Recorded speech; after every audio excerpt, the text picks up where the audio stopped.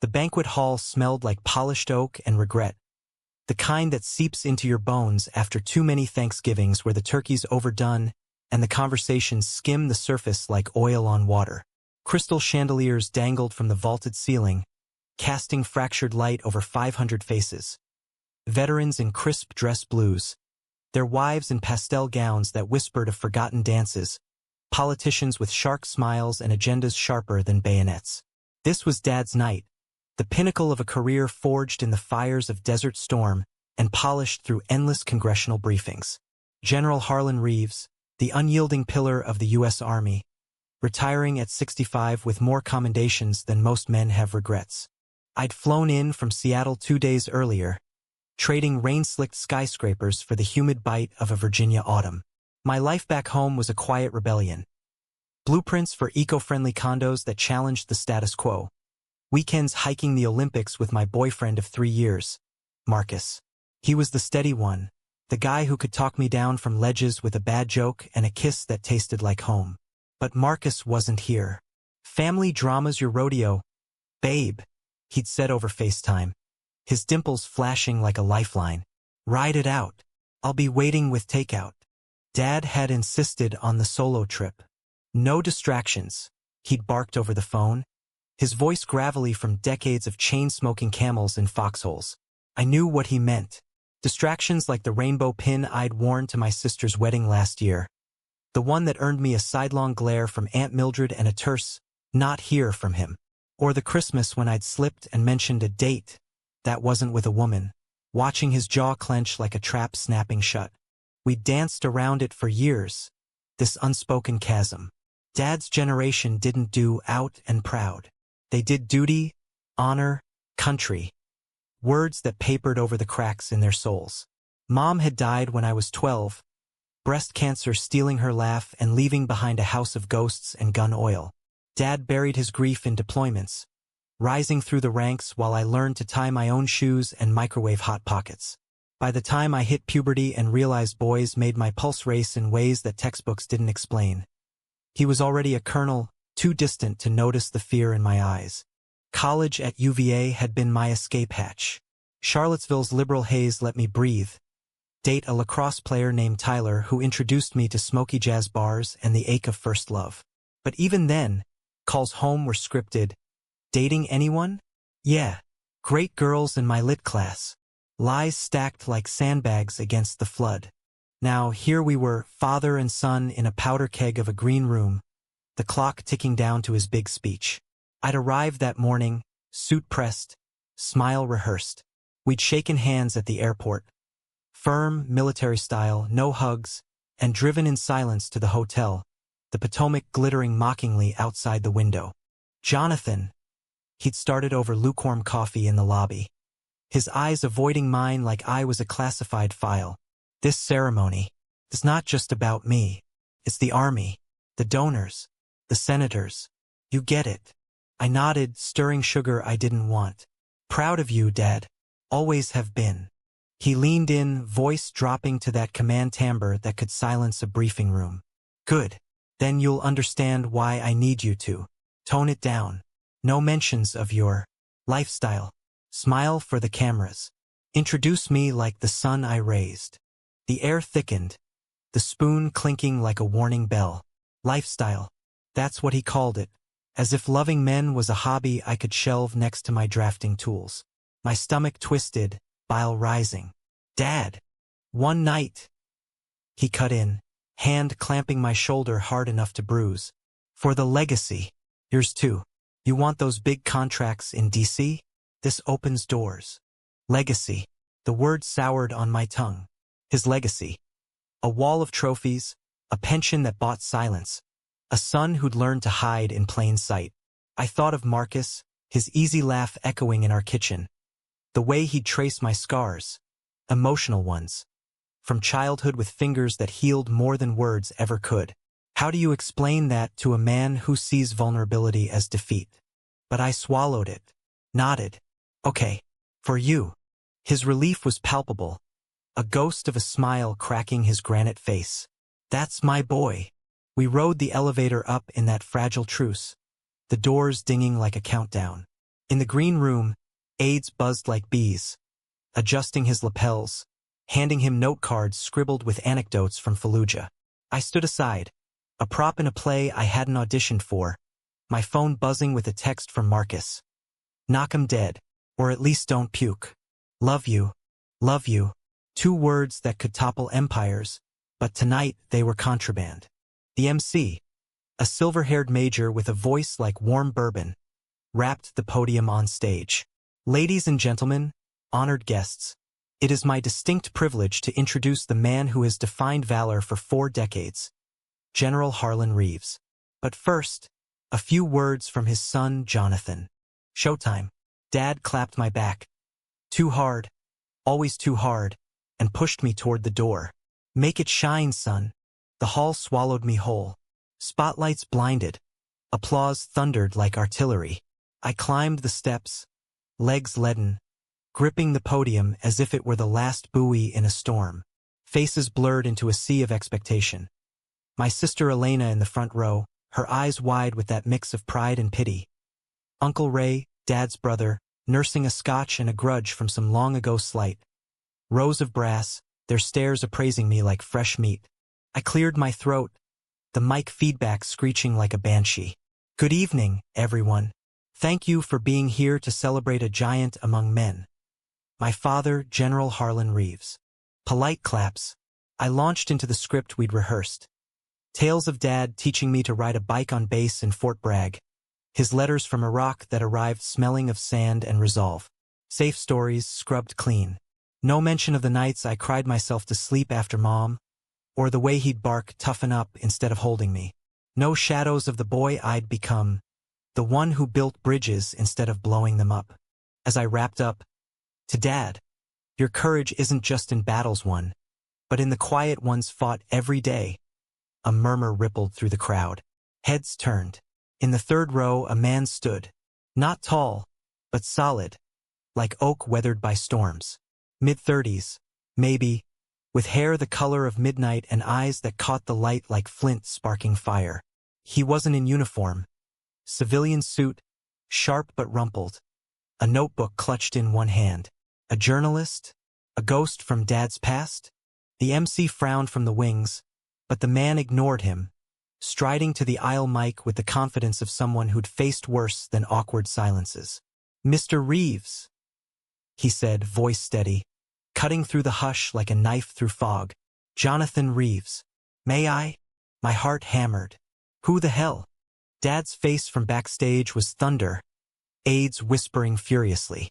But something in the stranger's gaze held me raw, unflinching, like he saw the fracture lines I'd hidden for decades. Sure, I stammered, the crowd shifting uneasily. He nodded once and leaned in. I'm Nicholas Hale. I knew your father in '98. Bosnia. Not as a soldier, as the man who saved my life when no one else would. Gasps rippled. Bosnia? Dad never talked about that tour. Nicholas continued, words pouring like rain after drought. I was embedded with his unit, a green reporter chasing headlines. That night in Sarajevo, shells falling like judgment. Your father dragged me from a collapsed safe house.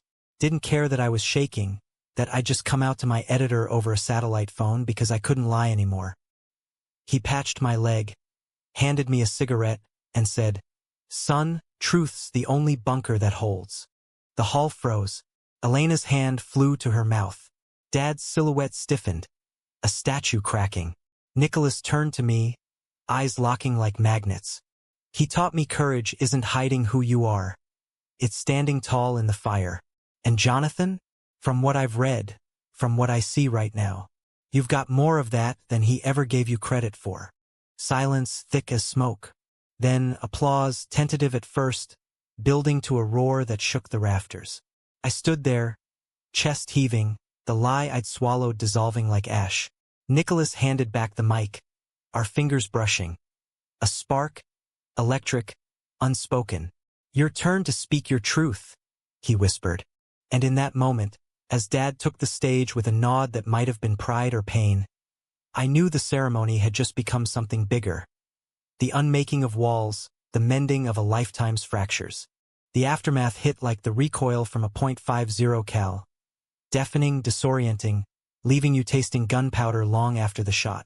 Dad's speech blurred into a haze of statistics and salutes, his voice steady as ever, but I caught the flicker in his eyes when he glanced my way. Betrayal, or maybe the ghost of his own buried secrets. The crowd ate it up, though, thunderous ovations for the war stories, the humble brags about shaping policy.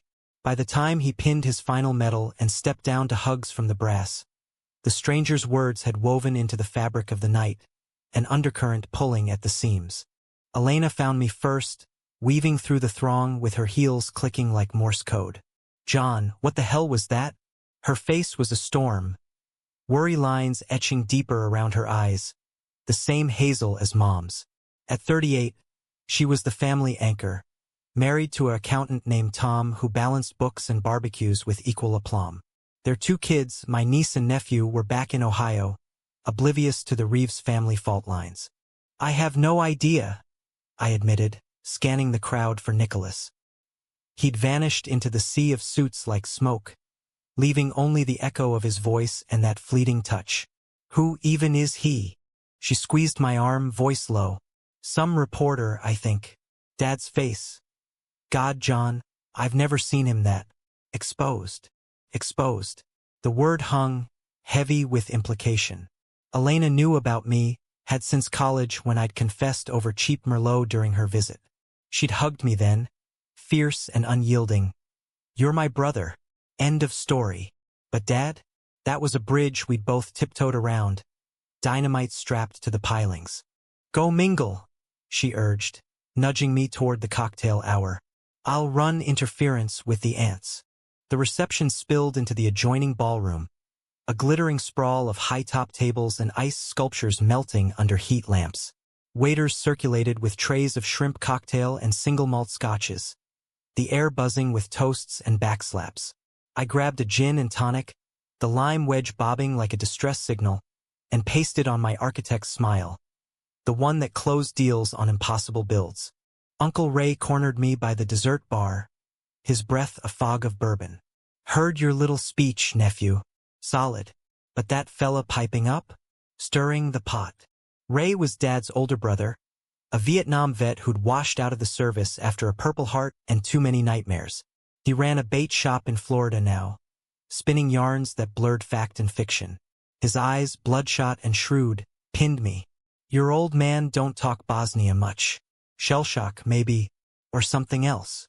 "Something else," I echoed, pulse quickening.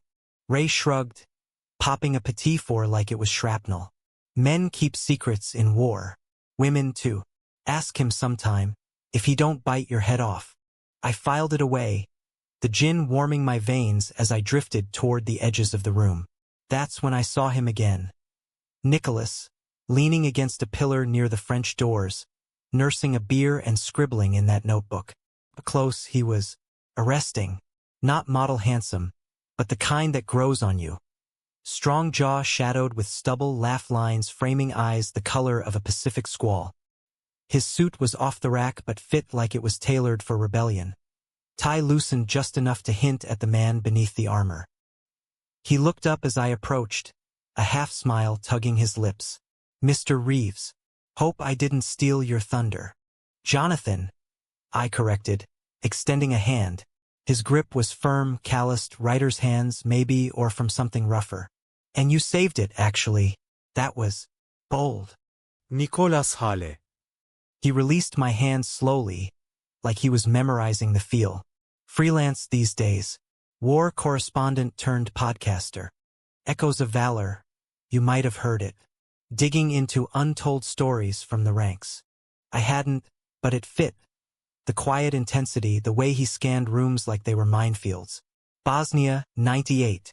Dad never mentioned it." Nicholas's gaze darkened, just a shade. "He wouldn't. That op was off books, humanitarian aid gone sideways. Shelling pinned us for hours. Your father. He was the only one who came back for me." A pause, waited. After I froze, panicked, because I'd just gotten off the phone with my partner back home, telling him I was done hiding. First time I'd said it out loud. Thought it'd be the end of my career. The pieces clicked, jagged and sharp. Partner, out loud. In the foxhole of his own making, Dad had witnessed a coming out and chosen rescue over rejection. He said that? About truth being a bunker? Nicholas nodded, sipping his beer. Word for word. Smuggled me smokes afterward, too. Harlan Reeves. Gruff as they come, but with a code deeper than most. A code. The word twisted in me, bittersweet. If only he'd extended it to his own blood. Well, thanks for saying it. Tonight. I hesitated, the gin loosening my tongue. Dad asked me to keep things straight, literally, for the cameras. His brow arched, understanding dawning like dawn over trenches. Ouch. And you were gonna? Family duty, I said, shrugging to hide the sting. But you made it impossible. In a good way. We talked then, easy as breathing, about Seattle's tech boom versus DC's swamp, the architecture of war memorials that honored ghosts. He laughed at my rant on brutalist bunkers, a sound like gravel under tires, warm and unforced. Marcus flickered in my mind, a guilty shadow, but this was different. Not flirtation, but recognition. Two men who'd built lives on half-truths, now cracking open under the same roof. The night wore on, toasts turning sloppy, couples swaying to a swing band in the corner. Elena texted, "Dad's looking for you. Don't poke the bear." I found him on the balcony, overlooking the Potomac's inky flow, cigarette glowing like a flare. Son. He didn't turn, smoke curling into the chill. Dad. I joined him, hands in pockets against the wind off the water. Arlington's lights twinkled across the river, the two maternal and accusing. That Hale fella, he started, voice low. Old history, stirring it up. He said you saved him. A grunt. War's full of saves. Doesn't mean squat now. It means everything. I pressed, heart pounding. He came out to you back then, and you didn't judge. Silence stretched, taut as a tripwire. Finally, wasn't my place. Man's got a right to his inclinations, long as they don't bleed into the mission. Inclinations, closer to acceptance than I'd ever heard, but still walled off. And mine? Do they bleed into yours? He stubbed the cigarette, sparks dying. Tonight's not the night, Jonathan. But it was. The dam cracked then, words spilling. The years of silence, the ache of Mom's absence doubled by his distance. The fear I'd carried like a rucksack since high school lockers and whispers. I love a man, Dad. Marcus. He's good. Steady. And I can't keep pretending for your spotlight. He faced me, face etched in moonlight.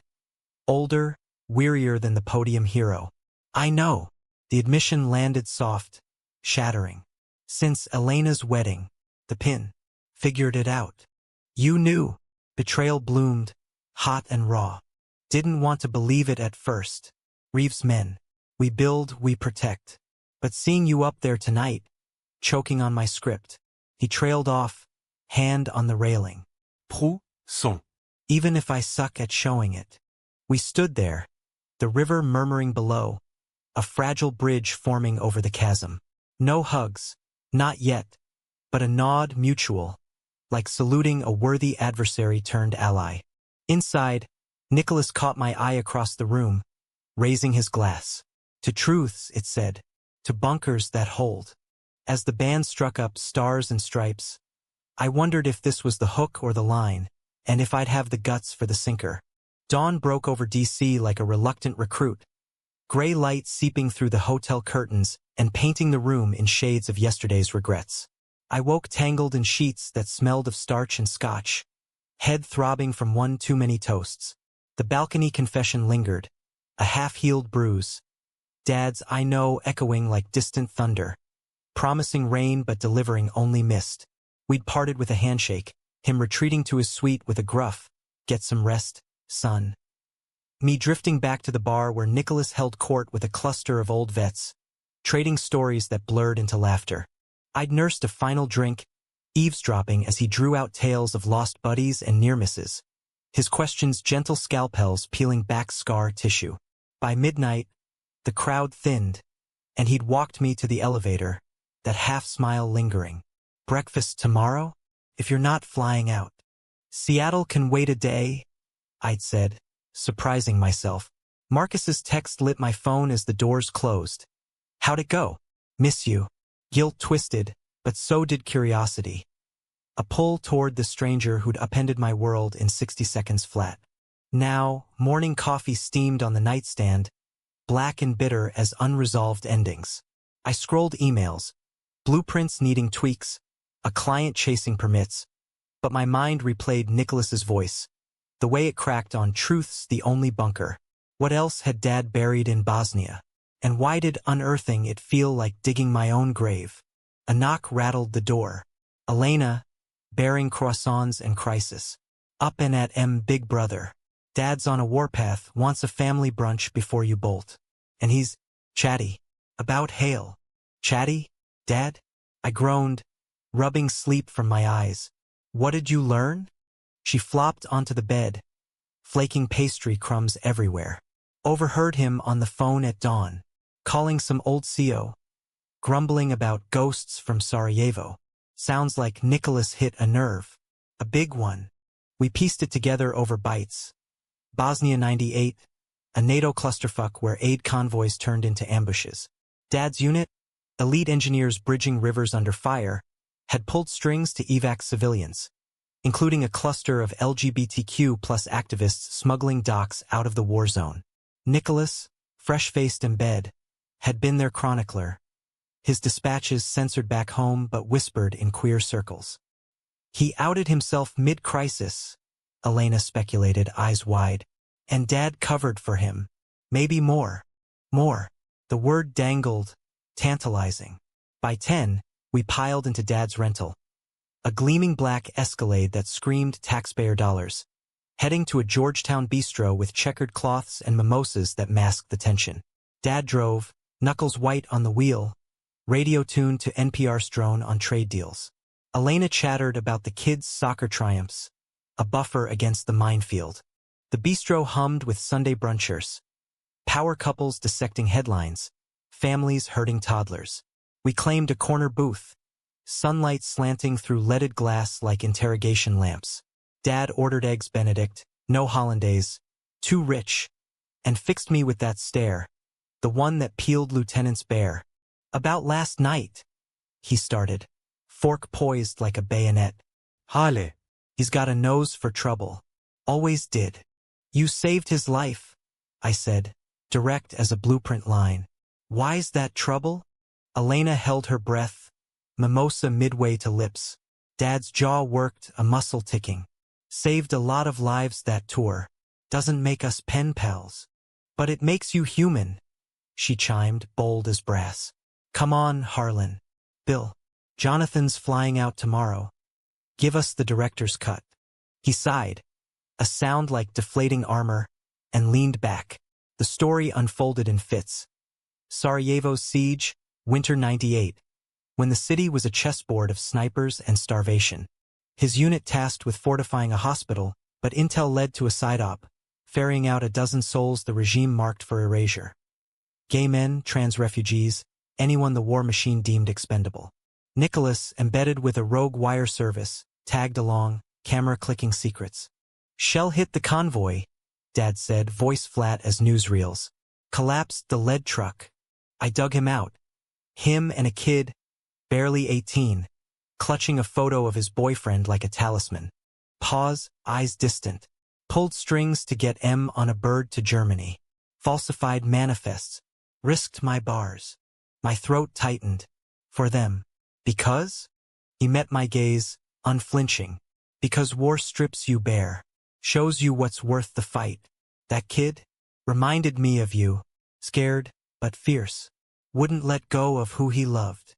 You. The word bridged decades, a span I'd thought impassable. Elena teared up, squeezing his hand. A Reeves first. Dad. Why hide it? Army then wasn't army now, he muttered. Don't ask, full stop. And me? Colonel with a dead wife, a son hitting teens. Couldn't afford the questions. The brunch stretched, mimosas refilled, walls crumbling brick by brick. He asked about Marcus. Awkward. halting. He treat you right? Build solid. I showed a photo, the four of us laughing at a Mariners game. Dad studied it, nodding. Looks like a good man. Invite him next time. Next time. A horizon, hazy but there. We parted with air kisses. Elena hugging extra tight, and I wandered Georgetown's cobbled streets, leaves crunching underfoot like brittle apologies. My phone buzzed. Nicholas. Coffee? That spot on M Street. 2 p.m.? Got more echoes to share. I went. The cafe was a nook of exposed brick and espresso steam. Hipsters tapping laptops amid the scent of fresh grounds. Nicholas waited at a window table, notebook open, a latte ringed with foam. You look like you survived a foxhole, he greeted, sliding over a chair. Family brunch, I said, dropping into it. Dad spilled some beans. About 98. His eyes lit, sharp as a lens. All of them. Enough. I ordered a flat white. The barista's tattooed arms a blur. The convoy. The kid with the photo. Nicholas leaned in, voice dropping. That kid was me, John. Photo was my first love. Lost him to AIDS the year before. Sarajevo was my Hail Mary. Chronicling stories like his to keep the fire alive. Me. The revelation landed like a dud grenade shock without shrapnel. You? But. 23. Green as grass. Grieving and reckless. He traced the table's grain, lost in memory. Your dad didn't just save my body. He gave me permission to grieve, to love again, to write truths that mattered. Came out to the world in my next dispatch. Cost me the embed, but gained a life. I stared, the cafe fading to a hum. This man, who'd stood for me, had been forged in Dad's fire. A queer kid clutching ghosts, pulled from rubble by unyielding hands. Why come tonight? After all this time? He smiled. Right. Podcast research. Tracking down sources for a series on hidden heroes. Harlan topped the list. But seeing you up there swallowing words, it hit home. Couldn't let history repeat. We talked for hours. His exes. A string of journalists who burned bright and fast. My blueprints for community centers that doubled as safe spaces. The ache of chosen families in a world of blood ties. Laughter wove in, easy, and when our knees brushed under the table, neither pulled away. It wasn't Marcus, deeper, more shadowed, but a spark, undeniable. Dusk fell as we walked the canal, gas lamps flickering to life. Dinner? He asked, casual as a follow-up question. I hesitated, Marcus's face flashing, steady, waiting. But this trip had upended roots. What harm in one meal? Yeah, lead the way. The betrayal came later, over risotto in a dimly lit trattoria. When Nicholas's phone lit with a text, he glanced, face paling. Shit, my editor leaked prelims from the pod. Dad's name's out there. The op, the rescues. Militant's gonna hit the fan. Militant? My blood chilled. Dad's retirement was gold. Scandal was kryptonite. How bad? Bad enough to bury legacies. He pocketed the phone, eyes stormy. I swore anonymity, but someone talked. Maybe a vet from the hall. Betrayal's bitter edge sharpened. Who? Uncle Ray, nursing grudges? An aide with an axe? As we paid the check, my own phone rang. Dad. John. Get to the hotel. Now. Reporters swarming. The drive back was a blur of taillights and recriminations. Nicholas tailed in his rental silent sentinel. At the lobby, flashbulbs popped like gunfire. CNN? Fox. Embeds hungry for blood. General. Comment on the allegations. Gay rescue op. Fact or fiction? Dad waited in the bar, face ashen. Elena flanking him like a shield. What the hell, son? He barked as I burst in. Your new buddy, Hale.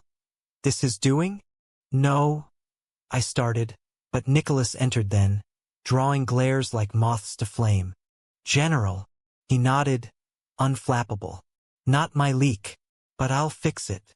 Dad's laugh was hollow. Fix? You just nuked my exit, boy. The air crackled, accusations flying, trust eroded in seconds. Elena pulled me aside. He knew the risks? I thought. But doubt crept slimy. Had Nicholas played me?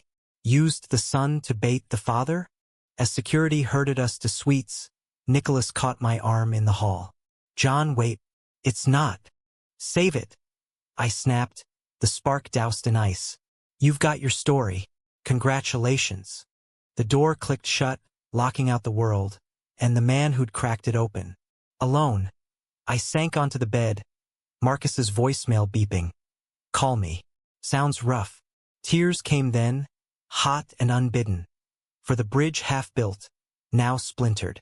Betrayal wasn't just Dad's secret spilling. It was mine too, entrusting a stranger with a heart still mending. Outside, sirens wailed. A city devouring its heroes whole. The scandal broke like a dam at dawn, headlines screaming across every feed. Retiring general linked to secret gay evac in Bosnia? Cover-up or compassion? Pundits dissected it on cable news, faces pinched with outrage or sly grins, turning Dad's legacy into clickbait confetti. By noon, his phone was a war zone. Congressional aides demanding briefings, old COs offering cover fire or cold shoulders. I watched from my suite, coffee going cold, as Elena fielded calls downstairs, her voice a tightrope of calm. Nicholas had vanished after the lobby scrum, his number going straight to voicemail. This is Hale. Leave a message or don't. Your call. I'd left one, terse. If you torched this on purpose, you're dead to me. Then deleted 3 drafts of apologies, the what-ifs piling like debris. Marcus called at 1, his voice a bomb across 3 time zones. John? Talk to me. Elena emailed. Holy shit, your dad's a queer icon now. Not funny, I muttered, pacing to the window. DC sprawled below, monument stoic amid the chaos. It's a mess. And this guy, Nicholas, he might have lit the fuse. He listened as I spilled. The ceremony, the stand-up, the brunch revelations, the dinner that soured into suspicion. Marcus's silence was his superpower, letting storms pass without judgment. Sounds like he shook your world, babe. Good shake or bad? Both, I admitted, sinking into an armchair. Dad's opening up finally. But if this tanks his pension or worse. Worse how? Homophobes clutching pearls. A pause, gentle. Fly home. We'll figure it. But flying felt like surrender. By evening, Dad summoned me to his suite, a command performance over room service stakes. He looked diminished in a polo and khakis, the general's bark stripped to a man's rasp. Sit. Eat. Elena was there, nursing a Chardonnay, her foot nudging mine under the table. Solidarity. We chewed in silence, the TV muted on a loop of Nicholas's podcast clip. His voice, steady, narrating the Sarajevo night without names. In the rubble, heroes emerge. Not in medals, but in the choices that save souls. Dad stabbed his fork. That's him. Hale. Always the poet. He didn't name you, I said carefully. Not till last night. Doesn't matter. Floodgates open. He pushed his plate, eyes on the river beyond. Got a call from the SEC def. Clarify or retire quietly. 40 years, John. Down the shitter for a good deed. Guilt gnawed, sharper than hunger. I'm sorry. If I'd known. He waved it off, weary. Not on you. On me. For burying it. Thought time would seal the vault. A beat. Then, Hale reach out. No. Lie by omission. He hadn't, but I'd iced him. Good. Charlatans with mics. But his tone lacked venom, more deflection than damnation. Elena cleared her throat. Harlan level with us. That op, why risk it? For those men. He leaned back, shadows pooling in his wrinkles. One of them reminded me of someone. His gaze flicked to me, then away. Your Uncle Ray before Vietnam, he was different. Wrote letters to a fella in his platoon. Burned 'em all when he came home. Married Aunt Marge to fit the mold. But I saw the cost. The hollow eyes. Ray. Gay? The family tree branched in ways I'd never mapped. He never said, men like us don't. The inclusion stung sweet. But in Sarajevo, pulling that kid, Nicholas, from the wreck, felt like paying forward what Ray lost. What I couldn't give him. Tears pricked Elena's eyes. Mine burned. Dad, the monolith, cracking to reveal veins of empathy forged in silence. We talked then, really talked, for the first time since Mom's funeral. About her laugh echoing in empty halls, my architecture dreams dismissed as soft, Elena's guilt for escaping to Ohio. Laughter crept in, tentative, over Dad's botched attempts at dating apps, swiped right on a tank once, metaphorically. By 10, fortified with dessert and détente, he clapped my shoulder, gentler this time. Proud of you, John, for calling bullshit last night. And for Marcus, bring him to the cabin next summer. Fish, beers, no scripts. The cabin, our Adirondack retreat, summers of skipping stones and unspoken bonds. Deal. Elena hugged us both, whispering, miracles happen. As she left, Dad added, gruff, find Hale, thank him. Man's got guts. I did that night, a frantic Google leading to his Airbnb in Adams Morgan. A walk-up with fire escapes like veins. The buzzer crackled. Yeah. Nicholas. It's Jonathan. Let me up. Silence, then the door buzzed. He answered in sweats and a faded Sarajevo tee, hair tousled, eyes guarded. Come to slug it out? To apologize. I stepped in, the apartment a chaos of books and recorder gear. Coffee mugs ringed like craters. For doubting you, the leak traced it to a vet from the hall. Bitter about a demotion. Not you. Relief softened his edges. Figured. But yeah, stings. He poured scotch, neat 2 fingers, and we sank onto the couch, knees brushing again, intentional now. I told him everything. Brunch, Dad's cracks, Ray's shadow. Nicholas listened, nodding, his hand finding mine midway. A lifeline, not a spark. Your family's rewriting the map. That's the real story. And yours? I asked, emboldened.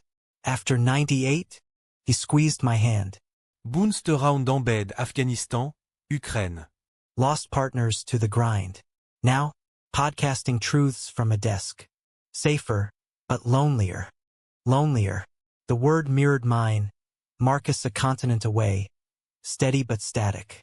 Nicholas leaned closer, breath mingling. Last night when I stood, it wasn't just for your dad. It was for the kid I was. And for you. Choking on that podium, looking like you'd swallow glass. Our lips met then, soft, searching, tasting of scotch and second chances. Not fire, but embers, warm, promising. We pulled back, foreheads touching. Marcus, I whispered, guilt surfacing. He nodded, no pressure. Go slow. Truths take time. We talked till stars wheeled outside. Hands linked, stories unfurling like blueprints for something new. Betrayal's shadow lingered. The leak, the headlines. But in that cramped living room, it shrank. Nicholas walked me to the door at 2 a.m. A chaste kiss on the cheek. Breakfast? Real one tomorrow. Count on it. The next day blurred. Dad's presser? Scripted defiance. Proud of every soul I served. Drawing cheers from allies, sneers from foes. Elena flew out, hugging fierce. Call Mom's spirit. She'd love this mess. I boarded the red-eye, heart full, fractured. Marcus met me at SeaTac, arms open, no questions. Over takeout foe I confessed, the kiss, the pull. He listened, dimples fading to thoughtfulness. Go back, John. Explore. If it's real, it'll hold. Betrayal had come from within, the vet's grudge, but so had grace. As rain pattered the windows, I booked a return flight. For Dad. For Nicholas. For the man I'd hidden too long. 2 weeks later, Seattle wore winter like a grudge. Endless gray skies dumping sheets of rain that turned streets to mirrors, reflecting back every doubt. Marcus and I navigated the limbo with care. Longer hugs, honest talks over microbrews, him encouraging my emails to Nicholas that veered from professional, Dad's clearing his name, thanks to your nudge, to personal, missed our walks today, rains no Potomac. He was right. It held, our bond elastic, stretched but unbroken. Love's not a fortress, he'd say, echoing Dad's bunker wisdom. It's the bridge. The podcast dropped mid-December. Echoes of Valor. Bridges in the Rubble. Nicholas's voice wove Dad's story, anonymous no more with permission, into a tapestry of quiet revolutions. Queer soldiers coding in silence, chaplains turning blind eyes to barracks liaisons. It went viral, not for scandal but resonance, download spiking, invites pouring in for Harlan Reeves' reluctant icon. Dad called me the day it aired, voice thick. Listened in the truck. Damn fine work, that hail. You seeing him? Thinking about it? I hedged. Blueprints spread across my drafting table. A new project.